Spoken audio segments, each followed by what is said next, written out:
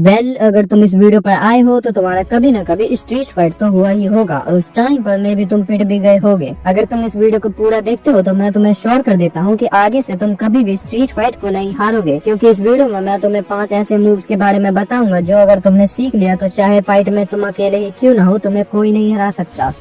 पहले ये समझो कि तुम्हें ये मूव सिर्फ और सिर्फ स्ट्रीट फाइट के लिए नहीं सीखना। लेट्स सपोज तुम अपनी गर्लफ्रेंड के साथ कहीं बाहर हो और कुछ लोग तुम्हारी गर्लफ्रेंड को परेशान करे, देन तुम क्या करोगे? ऑफ कोर्स तुम कुछ नहीं कर पाओगे क्योंकि तुमने कभी फाइट करना सीखा ही नहीं। उस केस में तुम्हारे पास दो सिचुएशन बचती है, या तो तुम उनसे लड़ते लड़ते पिटोगे या फिर तुम भाग जाओगे। और इन दोनों केस में तुम्हारे साथ होगा ये कि तुम अपनी रिस्पेक्ट तो खो दोगे ही, साथ में तुम अपनी गर्लफ्रेंड की भी रिस्पेक्ट खो दोगे और इन दैट केस वो तुम्हें छोड़कर भी जा सकती है। और ये सेम सिचुएशन तुम्हारी सिस्टर के साथ भी हो सकती है, तुम्हारी मम्मी के साथ भी हो सकती है। अब जब तुम रेडी हो इन मूव्स को सीखने के लिए तो इस वीडियो को जरा ध्यान से देखना।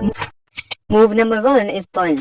पंच एक बहुत ही इजी एंड इफेक्टिव मूव है अगर तुम इसे सही से करते हो तो। तुम्हें पंच ऐसे नहीं करना जैसे तुम यूएफसी में देखती हो, क्योंकि वो एक रिंग फाइट है और यहाँ पर तुम स्ट्रीट फाइट में होगे। तुम्हें पंच अपने ओपोनेंट की हमेशा सेंसिटिव जगह पर मारना है, लाइक चेस्ट एंड जॉ, क्योंकि अगर तुम ऐसी जगह पर मारते हो तो तुम्हारे ओपोनेंट को बहुत डैमेज होगा और मे बी वो एक ही पंच में नॉकआउट हो जाएगा। तुम्हें एक बात याद रखना है कि इस पंच को परफॉर्म करते टाइम तुम अपने हाथ को पीछे मत ले जाना, अपना पूरा पोटेंशियल और पावर लगाने की कोशिश मत करना, क्योंकि अगर तुमने ऐसा किया तो मे भी तुम्हारा ओपोनेंट तुम्हारा रिएक्शन देखकर तुम पर फर्स्ट अटैक कर सकता है। और अगर वो एक से ज्यादा हुए तो तुम भी जानते हो तुम्हारे साथ क्या होगा। अब तुम बोलोगे कि अगर हमने अपना पूरा पोटेंशियल नहीं लगाया तो उसको डैमेज कैसे पहुंचेगा, तो चलो मैं बताता हूँ। तो फर्स्ट अपने बॉडी को बहुत काम रखना और ढीला रखना, और जैसे ही मौका मिले सीधा पंच कर देना। और हमेशा याद रखना ये चीज तुम्हें बहुत ही क्विकली करना होगा, पर अगर तुम्हारे पंच में दम नहीं होगा तो तुम्हारे ओपोनेंट को डैमेज भी नहीं होगा। और अब जब तुमने फर्स्ट अटैक किया है तो तुम जानते हो कि तुम्हारे साथ क्या होगा, इसीलिए तुम्हें इस पंच की प्रैक्टिस करनी होगी, जिसके लिए तुम एक टब में राइस को भर सकते हो और उस पर धीरे धीरे पंच कर सकते हो और बाद में जाकर अपने मूवमेंट को फास्ट कर सकते हो। फिर जब लगे कि मेरा पंच अब काफी मजबूत हो चुका है तो तुम इसे वॉल पर ले जाना और वॉल पर प्रैक्टिस करना, पर ध्यान रखना अपने हाथों को मत तोड़ लेना। Move number 2 back spinning elbow strike. ये थोड़ा एडवांस मूव है। फॉर एग्जाम्पल तुम्हारा ओपोनेंट तुम पर अटैक करता है और तुम उसे डिफेंड कर लेते हो। डिफेंड करने के बाद अपने बॉडी को पूरा रोटेट करके एक एल्बो स्ट्राइक तुम उसके जॉ या उसके बैक हेड पर मार सकते हो। याद रखना ये स्ट्राइक भी बहुत पावरफुल है और इफेक्टिव भी है। इसकी मदद से तुम्हारा ओपोनेंट एक ही मूव में नॉकआउट हो जाएगा। ओवरऑल अगर तुम अपनी बॉडी को रोटेट करके मारते हो तो ऑफ कोर्स इसमें बहुत पोटेंशियल होगा। ऑफ कोर्स इसके लिए भी तुम्हें प्रैक्टिस करना होगा, क्योंकि बिना प्रैक्टिस के तुम इसे परफॉर्म ही नहीं कर सकते। पर इस मूव के लिए तुम्हें स्ट्रेचिंग की भी जरूरत पड़ेगी। ओवरऑल तुम्हारी पूरी बॉडी अच्छे से स्ट्रेच रहनी चाहिए, तभी तुम इस मूव को अच्छे से परफॉर्म कर पाओगे। मूव नंबर 3 लो किक, जिसे तुम अपने ओपोनेंट के नीचे मारते हो, पर इसे मारते वक्त भी तुम्हें अपने पूरे बॉडी को रोटेट करना होगा। अगर तुम इस किक में अच्छे से पावर जनरेट कर पाओ तो तुम इस लड़ाई को यहीं पे खत्म कर सकते हो, क्योंकि इस किक के बाद तुम्हारा ओपोनेंट चलने की हालत में नहीं होगा। अगेन इस किक को परफॉर्म करने के लिए तुम्हारी पूरी बॉडी फ्लेक्सिबल होनी चाहिए, इसीलिए मैंने कहा था तुम्हें स्ट्रेचिंग भी करनी होगी अगर इन मूव्स को तुम्हें परफॉर्म करना है तो। अगर तुम्हें ये भी नहीं पता कि स्ट्रेचिंग कैसे करना है तो तुम यूट्यूब पर इसके ट्यूटोरियल देखकर सीख सकते हो।